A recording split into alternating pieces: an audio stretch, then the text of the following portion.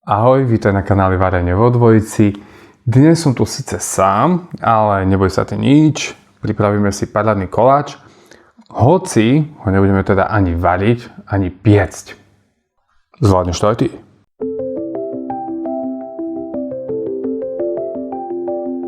Čo budeme potrebovať? Budeme potrebovať jablčka, mango, čokolády. Ja som si pripravil rôzne a kombinujem. Piškoty a takisto aj nejaké strúhané mandle.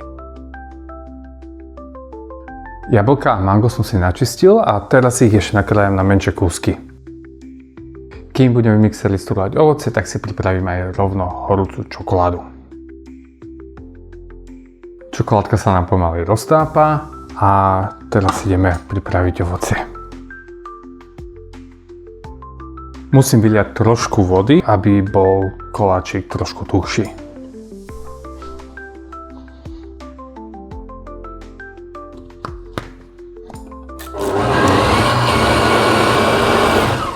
Zmesku si prelejem do misky. Čokoláda je rozpustená, teraz si ju nalejeme k ovociu.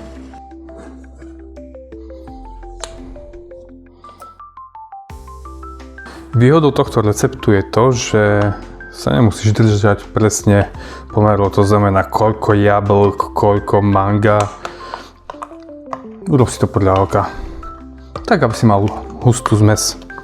Keď máš 4 veľké jablka, v podstate potrebuješ 400 gramov čokolády.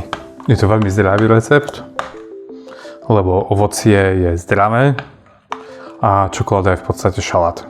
Dám si teraz prvú vrstvu,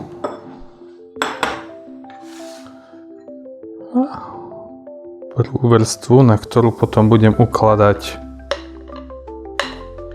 piškoty. Takže to nemusí byť veľmi hrubá vrstva, len základná. A piplačka.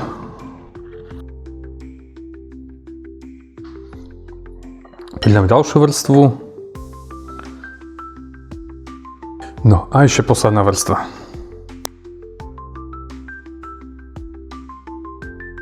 A dostávame sa do finále.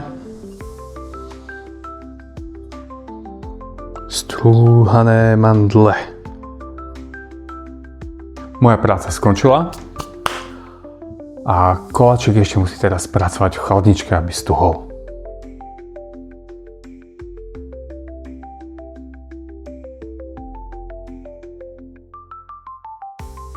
Aké to je? Šťavnatá čokoláda. Zajtra to bude ešte lepšie, ešte viacej to stuhne.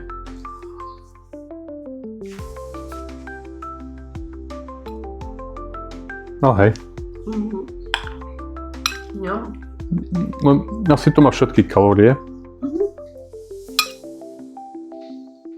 Takže nič sa neboj, zvládneš to aj ty.